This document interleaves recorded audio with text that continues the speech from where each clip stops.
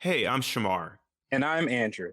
We're going to be doing a deep dive on all the connected DC animated movies and their cinematic universe. Yes, I'm here to discuss the interconnected storylines and point out how jacked everybody is. And I'm here to share deep comic book knowledge like Batman having his own sneaker line. So check out yet another DC animated podcast. Part of the Forgotten Entertainment family and coming soon wherever you listen to your podcast. Ladies and gentlemen, please notice that exits are conveniently located at the front and rear of this auditorium. When leaving the theater, we suggest that the exit at the front of the auditorium will allow you easier access to the parking areas. Thank you. I was gonna say, like, the whole point of Star Wars is to get him to shoot those friggin' things to kill the Death Star. You're talking about the whole design of that movie. I'm a little. Things didn't go the way you thought. No, I'm just a little. Stallone's playing soccer. Yeah. What's going on? I'm watching this. I saw that at a very young age, and I didn't. You're coming at me hard. I'm not coming at you hard. Yeah, you are. I just don't believe her choices. Her choices are ridiculous. Give me an emotion. Hi, I'm Mike Butler. And I'm Mike Field. And you're listening to the Forgotten Cinema Podcast. Each episode, we highlight a film that, for a variety of reasons, was forgotten by audiences. Whether it be because a more popular movie was released at the same time, or the film simply didn't catch on with an audience in its initial run. We'll discuss what we love about the movie, or maybe don't love about it, but we always recommend you revisit it. You never know. You might find your own forgotten gem. If you enjoy our podcast, we want to hear from you. We're on Instagram and Facebook. Find us. Our podcast is available on all platforms with a backlog of over 150 episodes for your listening pleasure. How's everyone doing out there? How are you doing, Mr. Butler? I'm fine. I'm just one of the guys. No, you're, in fact, not just one of the guys. Oh. When Terry Griffith loses her high school's writing competition, she's convinced that it's because she's a girl. So Terry decides to change high schools and pose as a boy to prove her point. Her brother, Buddy, helps her pass as a guy so well that she is soon making friends with the boys at school, including the attractive Rick, who becomes her new best friend. But her gender swapping makes things difficult when she falls in love with him. This is just one of the guys. Yay! That's a so-so synopsis. It's okay. Billy does not help her. I mean, she takes his clothes, but he does everything he can to kind of screw her over. He teaches her how to adjust herself. That's right. That's So just one of the guys is a runtime of 100 minutes. It's rated PG-13, which is amazing because it has full frontal in it, but that's fine. Production budget of $5 million. It came out on April 26, 1985. This is an oldie. This is its 37th anniversary, right? Yes. 37? Did I do the math wrong? You did the math wrong. It's 36. 30. It's 2022. Oh my God, it is. Oh man, I'm old. Yeah. Feeling it? Yeah, let it sink in. Gray hairs are coming. Yeah, the joints are going to start aching. Yeah. Oh. Life's over. It's over. Pack it up. Jeez. Pack it up. Oh, jeez. Soylent Green is you. Opening weekend, it did $3.3 million. Domestic and worldwide are the same, did 11.5. But I do have a note that according to the director, Lisa Gottlieb, that when it's all said and done up to now, that the movie has made $90 million worldwide. Could not find that anywhere else. I believe her because I'm wondering if it's more like, home box office sales and video sales and just kind of like stuff like that. I think that's what she's referencing. Sure. But, I mean, movies always have a cult status. Sure. I always wonder if but they made more. I guess in its initial box office run, it made 11.5. A production company was Columbia Pictures, Suma Entertainment Group, or Suma, and Triton, and they're distributed by Columbia Pictures. It came out on the 26th. No one's going to remember any of these movies, especially Butler. The 26th of what? Of April. Okay. There you go. Went up against Stick, the Burt Reynolds film. I have no clue what that is. Do you remember seeing a stunt in a Burt Reynolds film where it's the guy, he's all white hair, and he falls off of a ledge? He's like, it's like almost like the Hans Gruber fall in Die Hard, where he's asking him, help me, help me. And and he's like, try to push off, maybe you'll hit the water. That's from Stick. That's all I know of Stick. That is it. On May 3rd, the week after, you had Code of Silence. That is a Chuck Norris film. Gotcha, starring Anthony Edwards. Jim Cotta, which I posted in our lobby. Did you watch the trailer for that? I saw that what you posted. Holy cow! Takes the power of gymnastics and karate. Yeah, why aren't we doing that film on Forget? I just love the fact that he's fighting people, and all of a sudden he's surrounded by. This is the trailer. He's surrounded by a group of like 30 bad guys, and there's a pommel horse there for him to do his routine. I was like, what? Come on now. But anyways, we should do that. In a limited release that week, you also had Private Resort. That's with Johnny Depp, right? And yes, it is with Johnny Depp. But like, here's the thing. I watched a trailer for that, and it's part of like a trilogy of private movies. Like, so there's Private Resort, Private School, and Private Lessons. And like Private Lessons is this like 14-year-old kid. It's from an 81. It's this 14-year-old kid with this like adult woman, and she's like seducing him and teaching him how to be a man. I'm just like, what is happening? Like, this is, I'm like, oof. Is it softcore porn or something? Well, I did star the woman from Emmanuel, so yes, maybe. But it was a film. I'm like in the theaters, like, oof. You had Movers and Shakers, which is a movie written by Charles Grodin. It's got a bunch of people in it. And then the documentary Pumping Iron 2, The Women. That's the name of the movie. So the week before, the April 19th, you had Moving Violations. You ever see that? That's about the driving school, the Stacy Keach. I have no idea. Really? Yeah. And The Company of Wolves, which I had never seen, never really heard of. It's directed by Neil Jordan. It is a not sci-fi, fantasy horror movie about werewolves. It's, if you watch the trailer for it, I'm watching the trailer for it and I'm going, I kind of want to watch this movie. Like, that's how interesting and weird it looked. So that might be something I'm gonna put on the big list, by the way. So hopefully we'll get to that. Angela Lansbury? Yeah, she's in there too. Yeah, but so it's in Company of Wolves. I think I've seen the transformation scene before. Oh, when based the on this face comes poster. off. Yeah. That's all I know. Okay. Yeah. All right. So anyways, It's a dope poster. it looked like a very interesting film. All right. All right. So this movie, Just One of the Guys, is directed by Lisa Gottlieb. She has done Across the Moon and Cadillac Ranch. Screenplay and story was Dennis Feldman. He also wrote the screenplay with Jeff Franklin. Dennis Feldman has done The Golden Child, Species, and Virus. Jeff Franklin. So when I'm watching the credits It looks for this, just like yes, Full House. Yes, That's my first note. Go. This is the Full House credits. Yeah, and so Jeff Franklin wrote this, and I think he produced some of this movie, but he did obviously Full Does House. he own the font? I don't know, man. I mean, did he I really like this font, man. We got to use it for something else. Full House, Fuller House, Laverne and Shirley, Hang with Mr. Cooper. These are all stuff that he's written, obviously for TV and produced and being part of. So obviously a big time pedigree. But yeah, it's the exact same font from.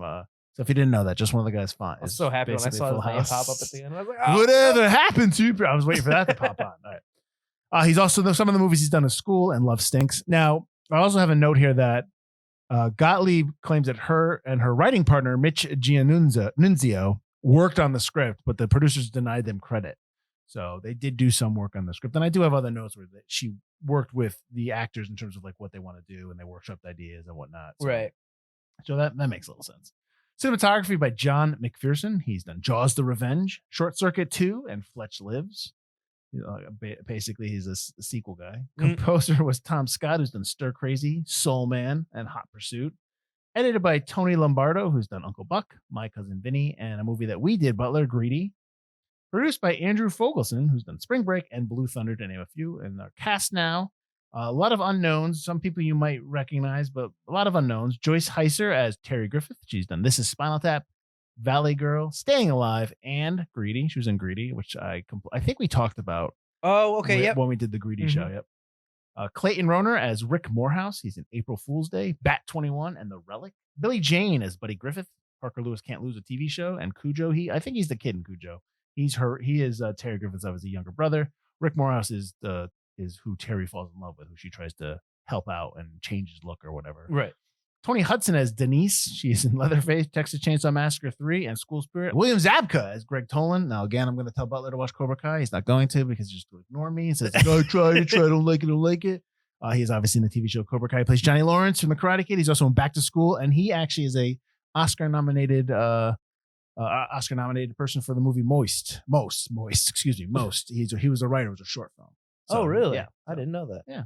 This is part of his Bully trilogy. I didn't read that. I'm like, all right. Was that a real trilogy? Is that what you're calling the Bully? Yeah, that's the note where I skipped because I'm like, come on, that's a little bit of a stretch. It was Karate Kid, Back to School, and then this one. Yeah. Lee Mccluskey as Kevin, who is the boyfriend of Terry Griffith, the college boyfriend of Terry. Just says 80s douche written all over him. That's actually my first note. 80s douche. He's in a lot of soap. He's in a lot of soap operas. He was in Santa Barbara, General Hospital, and Young and Restless. Cherylin Fenn, I think this is her first movie. She plays Sandy. She's in The Wraith, which might be a movie for us to put on our list. Butler, Boxing Helena, and Of Mice and Men, and Twin Peaks. I know. I knew you were going there, so I left it off. Deborah Goodrich as Deborah. Do you think that was her name in the script and they just gave it to her? Or Maybe. she's also in April's Fool's Day and Out on a Limb. And then you had a couple, not cameos, but they're people that would, Ari Gross as Willie and Robert Fieldsteel as Phil. Those are the two, I guess, nerds. Alien nerds. I got real issues with Because you also have a reptile nerd. yeah, his name is Reptile. That's Yeah. Stuart Charno. He's from Friday the 13th Part 2 and Christine. But Gross, you've probably seen Ari Gross in a lot of TV shows. He's a character actor who's in Castle. He was in the TV show Ellen, not the talk show, but the actual show they did. And he's also in Minority Report. He plays the first guy that they wand for cheating. He's going to kill his wife. Oh, okay. Yep. And then, and then Fieldsteel is an Empower and Miss Firecracker. All right, so that's the cast. Like I said, a lot of unknowns, especially for the timing, and now obviously, I think probably the biggest name here would be Zabka, especially with Cobra Kai. Right. Yeah. Yeah. So, I had seen this movie a long time ago, and I know that Butler had not. And I know the last episode when we were saying I knew of it. I had seen clips on different, but I know I'd never that the seen last it. episode when we were like, "Oh, we're doing Just One of the Guys," you were hesitant because you were concerned that you were going to have to be watching an inappropriate 80s I've never film. seen it, so I didn't know how it was going to come I understand. I'm setting up what I'm setting. This is called a setup. So I'm curious, like your initial reactions to seeing this movie in its totality. As a true American, All right. I find it completely inappropriate that this movie is rated PG-13, showing all that nudity. I draw the line at gross, terrible violence, but you show me the female anatomy, and that is disgusting. How dare you show me? It was a quick female flash. body? It was a quick flash. There's Playboy pictures all over the place. Oh, that's true. That is gross and inappropriate. That's true. I forgot I'm just that. kidding. No, I totally forgot that. That's how PG-13 movies should be. It's not violent. PG-13. Mhm. Who cares about boobs? It was like, meanwhile, you can have like a Chuck Norris movie is probably PG-13. He probably kills 45 guys. Yeah, It's look, like America, man. well, not for anything, but you just had a Marvel movie, The Eternals, where there was a straight up sex scene in the movie, and Yeah. it's PG-13. Like, I don't really need the point of insertion for Cersei, and I mean, like, really, I'm watching this going, I don't understand, like, why is this on here? Like, of all, why do I need to see this in this type of film? You need it. I did, yeah. So, not that I'm a prude, but it's just like, who's coming to these movies? Anyone, just because it's got Marvel in it. But I digress. No, I just I was surprised about the amount of boobage and still PG-13. Okay, well, but that doesn't shade anything. Yeah. I liked it. I thought it was good. I think there are some jokes that definitely you couldn't do now. Some offhand comments about like transvestites and stuff like that are just like a little. I don't think not of the time. I think that's just words they're using that are going to offend somebody, right? Right. That's what you're saying, yeah. But I thought it was pretty okay. I was going to say, I can't think of the word I'm trying to use right now, but I didn't think it was very offensive at all. Granted, that's coming from a straight white male. Is that what you are? Opinion, yes. So, I didn't think it was that offensive. I thought it was pretty good. I thought it was funny. I really liked Buddy. I thought Buddy has a lot of really good lines. Yeah, he's got a lot of really good parts of the film. I thought Zabka does a much better job at being a bully in this than Karate Kid. Well, he's not really he's a supporting character. He's not really a lead bully. Right. Yeah. But I thought he did a pretty good job. And yeah, I thought it was a good film. Got a lot of funny parts. Is it like a classic? Yeah, I don't know about that. EW, it's number 48 in their 50 best high school films. I have an issue with the list. 50 whole high school. I didn't read the whole list. I saw that you and someone else we know were going. Yeah, well, talk about how Harry Potter and the Goblet of Fire's on there. It's like that's not I don't care if they're in school. Technically, go to the dance in that one. That's so stupid. That one's got the most drama. That's just a dumb list. It's just a dumb list. But no, out of 50 whole high school movies, I would maybe put this one on my list. Well, let's compare it to a high school film that we watched from the same decade, 3 O'Clock High. 3 O'Clock High was better. I'm not saying what is better. I'm saying I like 3 O'Clock High a lot. Gee, is this better than a Breakfast Club? I know you hate the Breakfast Club. This is better than Breakfast Wow, Club. well, there you go. That's good then. I think it's a movie that's a little bit ahead of its time in terms of I think it deals with the subject matter well, and I think that has a lot to do with a female director. You're not gonna. It doesn't devolve into jokes that guys think are funny about women. That kind of thing. So I think I really didn't have a problem with any of what you were talking about in terms of what they can't do today. I don't think that that's of the issue of just like of something that's extremely inappropriate. But I think it's just of the issue of times have changed and terminology has changed. You know what I mean? Yeah, that's what I'm saying. Yeah, that's just I don't. There aren't any lines where I was Right. like, ooh, there were just a couple lines I was like, I think that would be said Instead a of little differently transvestite, now. you would say transgender, like that kind of Oh, stuff. not Like, even that's just all- the that- terms, but yeah. But I think you can't do a movie like this without broaching that subject. Oh, for sure, You know what I yeah. mean? So this is how. Here's the other thing. We talk about this all the Oh, time. I still have the note in the thing. Are you going to bring up that has it helped transgender people? No, go ahead. You can say that. I know that the director has said that she's been approached by a lot of gay people and transgender people who said that this film really helped them out and discover their own sexuality while Sure. they were watching the film. Yeah, it's an honest. It's a loosely based on Shakespeare's Twelfth Night. Mhm. So, and there's a lot of other stories that are out there. I think the Miley Cyrus one, She's the One. Is that the one? She's the one. That's the one where she plays. Yeah, So I don't know, man. she plays on a soccer. She goes to a private school, and she dresses as a boy to get on the soccer team. It's like that, but it's like, but that's all all that stuff stems from Twelfth Night. Night, yeah. Ladybugs, the one with Jonathan Brandis. Yep. That all stems from Twelfth Night. That kind of idea. And there's tons of other examples, but I think like that this place, like this movie, but he straight up names Tootsie. You Oh, trying to go yeah. all Tootsie? well, I think one of the producers is the company owned Tootsie or something. They There were is a able to Tootsie name it? connection. Yes. Okay. Yeah. But I think that my point before was that these are people that are real people that are having real conversations. It's not movie dialogue. You know what I mean? Like, it's not dialogue that's safe, or like this is how everybody speaks in high school. Like, you know what I mean? It seems a little bit more genuine. Sure. Yeah. They don't, you have the bum. Geez. You have the bully who calls Terry when Terry is dressed as Terry the Man, I guess, because she uses the same name. yeah. He calls her a tulip. He calls him a tulip. And Right. It's obviously a coded slur instead of saying, the inappropriate word, your inappropriate terminology. I think Right. that even though that's a different word, I think that's enough that helps, because you don't have to, how many times in Weird Science when they drop the F word all the time. Oh You yeah, know what I mean? yeah. 'Cause- and even when you watch it now, you're just like, ooh, yeah, like that kind of thing. So I think that also helps the movie carry forth in terms of beyond its years. So like somebody could watch it now and not Not have cringe moments. where they're right.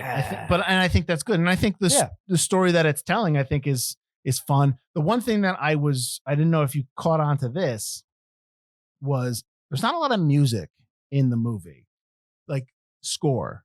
I noticed that there's not a lot of score. There's some. I also noticed there's not a lot of actual like band music. There's not a lot of like, hey, this is going to be on the soundtrack. Well, they Check it do out on Waterfront. transitional music. They do a little bit of that, Yes. but a lot of 80s movie at this time, even like 3 o'clock high used a lot. They use a lot of like montage type 80s bands and stuff like that. You don't have as much. Well, right. They do have like songs like in the beginning. They have a song beginning and the end. They have a song when like they're driving in the car at one point, and then there's a song that's playing when she's in the bathroom, and she's trying to in one of those moments. Oh, when she sees the other guy. Yes, yeah. But I meant like in terms of just kind of like emotional moments, or like the end where they're in the school. They just let him There's- play out. Yeah, there's no score, and I not that I don't know if that's necessarily a negative or positive. It's just just something that I noticed. Like there's no musical cue here to let me know how I'm supposed to feel. You know what I mean? Like that kind of thing. And maybe Right. that is a good play in this movie. What did you think of the lead? What did you think of Joyce Hyser as Terry Griffith? I think she did a good job. Would I have fallen for her ruse as other Terry? Well, I don't know. She does look like Ralph Macchio. She does look a little like. I liked that comment. Looks like the Karate Kid, especially because Zabka's in the film, Yeah. and that's mentioned after Zabka already appears. Yeah. But I think she did a good job. It's funny the way she does her voice and stuff like that. She does Mhm. kind of carry herself very interestingly. I think she definitely holds the movie together Right. because you want to watch it. You want her to win. You want her to succeed.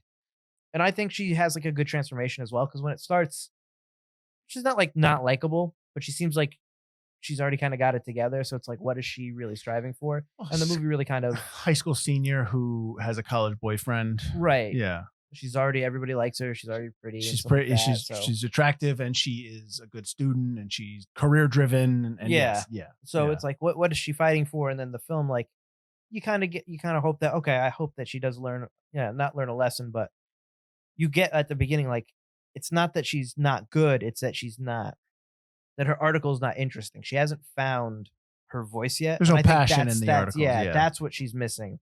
And I think the film does a good job showing her journey to get there. She doesn't emotionally connect to her stories, even though she is a good reporter, even though she is. She's mad that her article about the nutritional value of school lunches didn't win. And he's like, it's an important article, yes, but there's no emotional connection by the writer, so therefore the reader doesn't feel any of the passion off the screen, off the page. Right. Which is not an uncommon, not mistake, but an uncommon facet of somebody growing up, trying to be a journalist in the beginning. Because I like that she goes, as soon as she's Terry, you get it right away. They don't like wait for it. Mm-hmm. She dresses as Terry, the boy, goes to submit her journalism article to this new the Sturgis teacher. Wilders High School. Yeah, the other high school she goes to. And he says the same thing. Yeah. It's a great article, but it's boring. Right. And I can't submit this. And she thought it was going to be so easy to dress as a boy. And he was going to go, oh, because you're a boy, this article's great. It was the passion she was missing. So that's what she's got to look for. So what exactly does she do with the article? Does she just submit it to the Tribune or beyond the high school? Because my question was, how did you sign up to this new high school? How is the other high school not understanding where you've been for 2 weeks? Yep. Did you win the new high school's award? Or they're going to find out you're not a real student. So how that you're going to be nullified. It was a lot of stuff. I was just like, I'm going to do this. All right. Yeah, I thought the same thing. There's no like her mom or no one dresses as the mom going enrolling her kid. Right. There's no enrolling. She just shows up. At first, I didn't even know it was a new high school. Yes. I don't know if she says that or we're just supposed to know from the name as it pans down that it's I a think you're different high supposed school. to know. And it took me a minute to realize it was a different high school. But yeah, my notes are like, how did she enroll? How is she here? How is the other school not missing her? Mm-hmm. And it's like, I get her parents are gone for 2 weeks, so that's kind of a way well, I she's get able that. to, They like, set get away that up with it. while they're home alone. Yeah. But it's still like, you gotta really disconnect Mm-hmm. and have like a separation of like disbelief or whatever to Sure. get Well, it's past a that comedy. initial thing. Yeah. We talk about sometimes in comedies like this, you have to kind of not hold it to the flame too much in terms of that kind of, Right. Yeah. You gotta not overthink it. Yeah. Especially if the comedy works, you're willing to sacrifice those little nitpicks that we have because the movie made you laugh and it's funny and there's nothing wrong with that. That's what they're going for. Exactly. So it works. It's when the movie doesn't work that's just something that gets piled on when this wasn't funny. You know what else is completely BS? That that kind of thing. Did you notice that the Edwina Pearl High School is the same high school that Bill and Ted go to? I thought it looked familiar. It's the same location that for San Bill and Ted. Dimas. San Dimas High School. High. Yeah. Did you notice that at the beginning when Terry's friend Denise is going over the different people that want to date her? Yeah. One of the people's last name is Gibbler. Yes. And Yeah. in Full House, obviously, Kimmy Gibbler is the annoying one that no one likes. You're really gonna make those Full House connections. I think that's the only one I got. How about her friend Denise at the prom being completely okay with the 35 to 40-year-old guitar player in the band giving her looks? He's not just a guitar player, man. He was the lead singer. Oh my god! No, he wasn't. Was he? Yeah. I thought it was the guy in the pink. I think he was just backup leather pantsuit. Yeah, I was just like, she's like, I'm gonna go over and talk. He is like 20 years older than you. Well, I mean, I know she said that Kevin is in college, but that's a grown ass man. Oh yeah, It's like if he's college, he's like college senior. Oh, he's not a freshman. Yeah, no. But hey, listen, that was lax back then. You could do that. Was okay. Whatever. And he's like hitting on the high school girls after she dumps him too. Hey, how you doing? You're probably here with a date, huh? Well, hey, it was a different time. Different time. I love the like you were talking about before, how Buddy teaches Terry how to walk like a man and stuff. Yeah. I love that scene. All balls itch. All balls itch. It's a fact. I love that. Very crucial. Something every guy does. First, there's your basic shift. Then you got your adjustment. As a man, yes, it happens. I think as you get older, you just try to make sure that you don't do it in full view of everybody. Oh yeah, you gotta not like even when growing up in high school and college or whatever, and I'll be sitting there, my friend doing it from me, you got to do it right in my face. Like I don't need to see it, man. Like so yeah, maybe I'm just That's part of growing up. You learn to hide it. You have to learn that. Adjust a little better. It is an issue at times. Yeah, that's why I don't understand skinny jeans. I don't understand like the skinny jean fad because I'm like, I don't want to always have to fight down there. Fight that fight. I just don't want to. I don't want anything to do with that. Honestly, I don't understand how guys do that, how young guys do that now. I mean, She's do they used just to 'em. ignore it? The balls are like, all right, here we go again. That's something I just didn't get, but whatever. Well, this movie just leans into it. He just says it, and it's Oh yeah. I really enjoy the brother-sister kind of relationship they have. I think it's really funny. I think Buddy's got some great lines. I love the conversation with the mom. Oh, screw you. God, screw you, butt face. Mom says hi. Yeah, I like his. I like when he's talking with Terry, and she's like, "Listen, sex is not that big of a deal." He's like, "I like to form my own opinion." Oh. For God's sake, I vacuumed, Linda. Oh, I know. Yeah, and If I said I was, would it make any difference if I said I was hung like a bear? I don't know. Are you? No. she looked like she was 12, Oh yeah. and he looks like he's like 18. Like, Well, I thought that I was like, because I always like to see how old people are when they're doing the high school movies. He's actually pretty close to his Is he? age. Yeah. Hyser is like 28, 27, right? Yes. Yeah. She's definitely older. Yeah, she was dating Bruce Springsteen at the time. Yes, her bedroom's covered in Bruce Springsteen Yeah. posters. So I thought that was interesting as well. Not that I really care about who's dating who back then, but with the posters and whatnot. She also had to wrap her torso with ace bandages under her wardrobe for when she played the Terry, male Terry. To obviously hide her breasts and whatnot. But I wondered why they didn't use that within the story itself. Like, showed that more? Like, I would think that that's something that she would do, Well, you had to figure in she the does movie. do that, because when Cherylin Fenn comes in with Yes. the fish, she's got the jacket on. She's trying to hide Yes. because as Boy Terry, she's like, yeah. she's flat over there. Mhm. And then she doesn't have anything taping her down, so she's got to kind of hide I'm that. just wondering why they didn't. I mean, I understand why you don't have it at the end, because you want her just to take off the shirt and to let Rick know Have that moment, But yeah. that's not something you can hide really easily, Yeah, and I you've get it already for made that a movie, story point yeah. beforehand that it's something she has to hide. Right, So. right. But True. that's fine because that scene at the end works the way it's done. And I know that they tried that. They didn't want to do that. Like, Heather didn't want to shoot that scene because she had a no nudity clause. She didn't want to do that in the movie. Oh, really? Okay. And Gottlieb tried to write and rewrite, tried to rework that scene to try to figure out to get around that.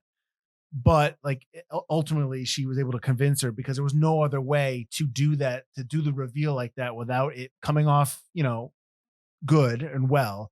And, he, just his line is funny at the end when he sees that, when he sees like, where do you get on having tits? Like that? Yeah. That's a funny line. And I think later on, I think there's a Blu-ray out that came out a couple years ago, I think for its 30th anniversary. And, they say, or 35th anniversary, actually did. It came out in 2020. They say that looking back, yes, that was the right decision to do. Okay. And it is. I think so. I think that's the only way to do that scene. You need that moment. It's shocking. Yeah. And it gets to the point really quick. It's funny too. It's funny, and Yeah. it doesn't give you, it's not overly cheesy or sappy where you'd have to have a 5-minute dialogue scene instead. That's a lot better. And it's show, don't tell. Right. But it's also, it's not sexualized. It's, as a matter of fact, no, look. Oh, right. You know what I mean? It's not like, oh, sure. And Rick's reaction's great. Yeah. It's not a brown. Yeah. He's not like, oh, there's baby. There's no musical cue as I talked about before. There's no light shining down on Rick's face. But also to your point as well that you mentioned before, that it helps that it was directed by women. There's no weird moments. The poster is a moment that I wouldn't have wanted to see in the movie. I thought it would be cliche. Right. Where she's got the 2 football helmets over her breasts. In the locker. That's to get people in the theaters. The first time when she's in the locker room, he's like, you got to change. I was like, this is going to be all right, I get it. Yeah. It's the 80s, so maybe stuff like that hasn't been done yet. We always talk about do I not like that because it's been done before since then? Right. But I was like, I don't need this moment. And then she makes the fire alarm, so you don't get that moment. So I was really glad that those moments never came until the end where she just exposes herself for Rick real quick. To the studio's credit, they gave Gottlieb a ton of freedom and said, we want to cast unknown actors. We want get fresh young faces on the screen. Just they cast a huge net to find hot people that were hot up and coming people. Right. They said, go to Arizona and go shoot, go do your movie, which that's to Columbia's credit. That's fantastic because they had that confidence in the face. And what they got back, it might not have been a movie, and we'll get to its forgotten status, but it might not have been a movie that really came out the way they wanted it to in terms of being a hit. Right. But they did get a good movie. And, Sure, you know yeah. what I mean? So I think to that credit, I mean, that's, you know, I don't want to say bravo Columbia, but you know, I'm just giving Columbia a little credit there. No, yeah.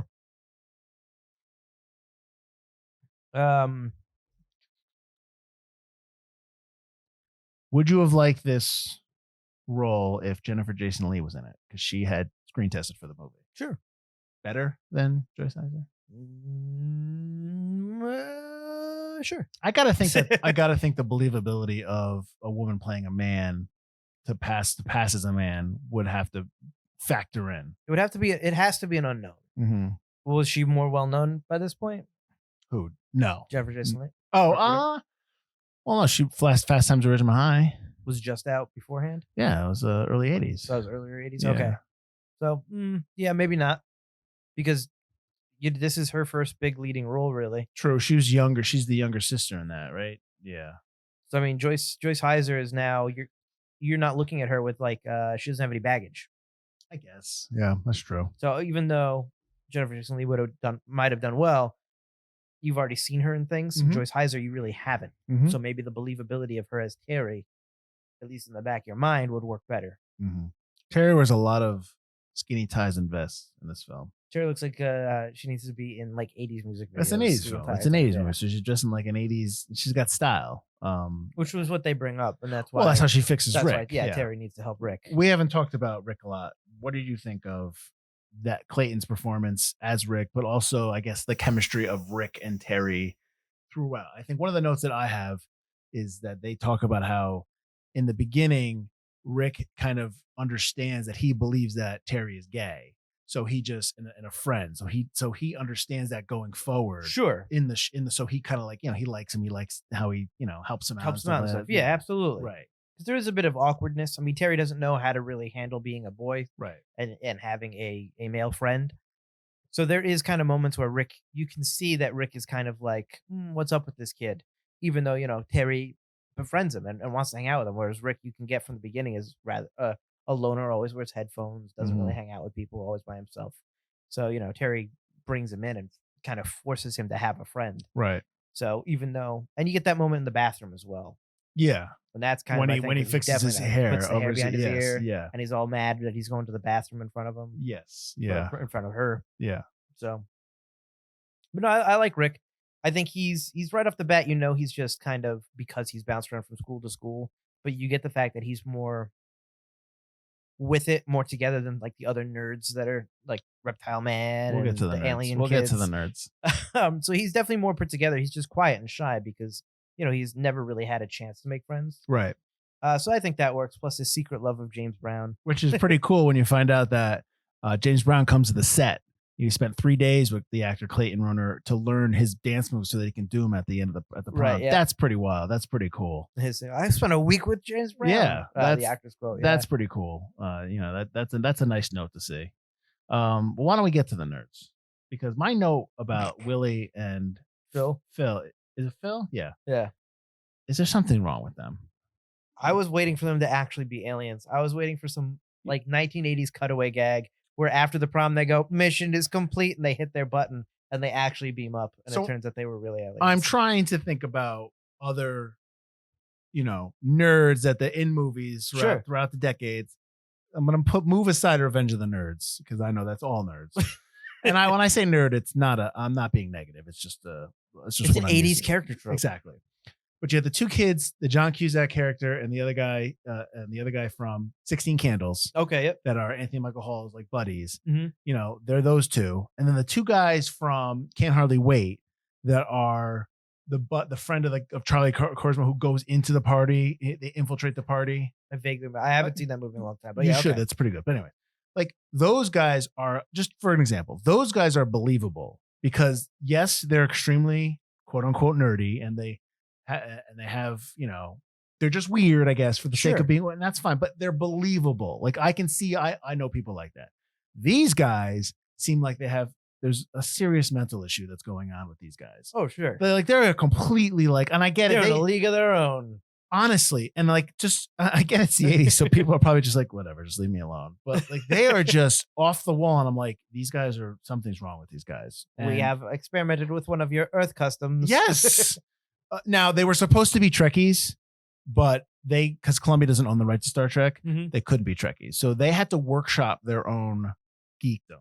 So the two actors got together, Gross and Fieldsteel got together and came up with this, as you said, like, these like alien type guys. Like Mork. Right.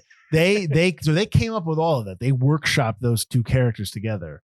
I just wish it was just a little reined into reality for me to just not be like this. Because every time they came on screen, I'm just like, what is wrong with these guys? It was a little much. I really needed the payoff for them actually being aliens. I think I would have been dumb, but I would have loved it. It would have been 80s. So it definitely exactly. It would have really hit. It would have really worked with the 80s vibe. Yeah. And Reptile never really gets a payoff either. Well, Reptile takes a date to the prom, and I don't know if the prom date was a man as well, or like it could look just like him, his prom date was not good looking. Well, look at him. I mean, there are reptiles all over the place. Yeah, that's the other thing. Reptiles are more his date. The whole thing about why he brings the gecko, whatever, the lizard to class. Yep. And I don't want to, in the gym class, I don't want to leave it in the locker because it's going to get eaten by alligators. And I'm like, what? Then you realize he probably has alligators in his locker too. Oh, maybe. He's probably got more reptiles in there. And then she picks up the drink at the prom, Terry, and it's got a frog in it. And I was like, is she going to drink that? She considers it for a while. I was like, drop it. Yeah. He takes it out and it's just like, oh, and he throws all the lizards on the food chair. And I'm like, what the?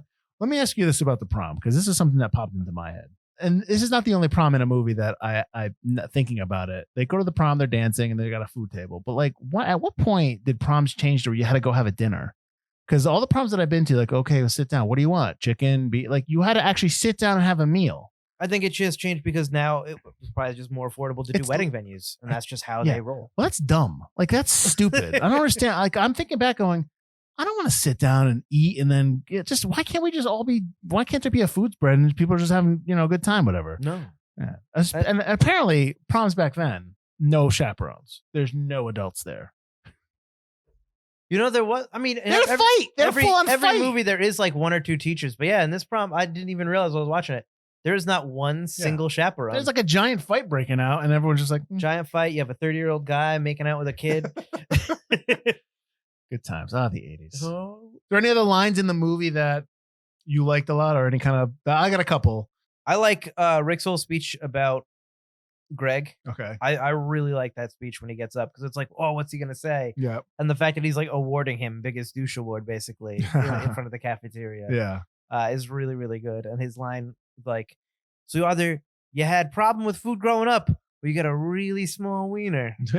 And I think every guy in the locker room can attest to which one's true. And he holds up the pinky. I was like, oh, that's great. The only thing with the Rick stuff is it kind of comes out of nowhere, this sudden confidence. Right. And I didn't quite grasp where that was coming from. Which it's fine. It's just a little note that I had. It's a comedy, so it's got to speed up. But I think it happens once he kind of gets some of the attention of Deborah. Mm-hmm. And once he gets a little bit of that, like that was enough to push him over the edge to have actual confidence. Sure.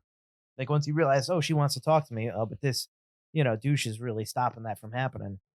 That's when he's all right. Now we're up because it happens after the scene where she mentions that she likes his outfit and stuff like that. Right. And then he's finally had enough after that.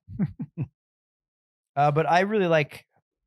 There's like every line that Buddy has is I think really, really good, especially for his age. He carries that comedy really, like he knows what he's supposed to do in the film, and it's a little overblown. It's a little much, but he does it really, really well. Mm-hmm. Like I love the line. Can you think of anything more profound than getting laid? And he just goes, a blowjob. And his line about the centerfolds when he puts up all the Playboy pictures. And he's giving the facts or what they like, what they're interested in. Yeah, every freaking pervert did that when they to justify being. She loves Kurt Vonnegut. Every guy did that who had a Playboy subscription. They always had to accuse the fact. Oh no, it's not about that. It's about the fact that she's an astrophysicist. And she's working towards her master's. Yeah, okay, pal, whatever. I liked going back to Rick. I like when he tells Terry about how he's not a virgin, and she's like, "Have you ever slept with a girl?" Yeah, okay, let's hear it. That was no big deal. I was 14. She was a friend of my mom's after my dad died. I think she wanted to cheer me up. She did. Like that. I like that delivery.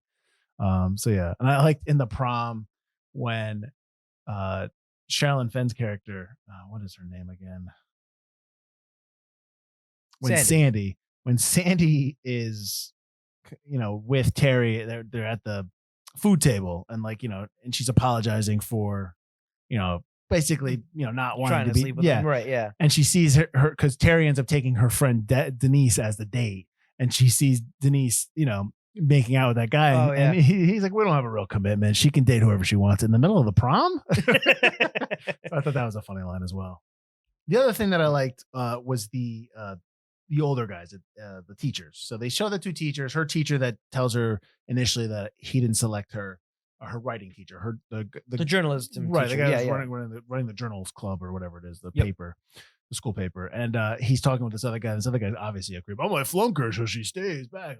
Clearly the creep guy. See but those legs. Right. But I do like the fact that they kind of wrap around to him at the end, her teacher, where he apologizes to her. I was gonna bring that up. I think that's a really great scene. Yeah. That's he learns his lesson just like she learns her own lesson, and he apologizes. Listen, you were right. I was wrong the way I behaved. I was wrong with what I said. Right. You earned that. You finally found that passion, and you do have what it takes to be a reporter. Right. Because a lot of times in these high school films, or especially back then, even now, it's always teachers versus students. Yeah, he'll learn his lesson by getting his comeuppance. Right. Exactly. But this was actually done in a more human way and in a more natural way, where it's somebody who understood that he was wrong, and it was good to see. And I think that's good to have on screen there, because it does show that, it kind of adds a layer to that character that you don't have to just chalk it up to teacher stink, boo. Sure, that kind of thing. I'll show him, like you said. So no, I definitely like that as well.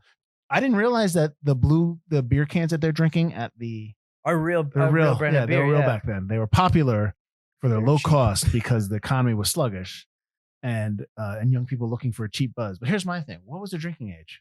They're all just drinking like nothing. Yeah. That's one of my notes. Is like Rick is like to Terry when they're hanging out in his house for the first time. If my mom comes in, my girlfriend's name's Veronica, blah blah blah. I don't want her to worry. Hey, you want a beer? Yeah. But you're worried your mom's gonna come in, but you're cool with drinking a beer in in the living room? Yeah. And then I was like, wait a minute, is California law 18 back then? And I looked it up, it was 21. So maybe it was because they were in Arizona. Maybe it was supposed to be set in Arizona. Maybe that.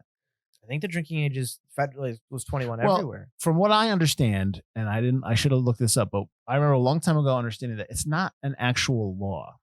It is.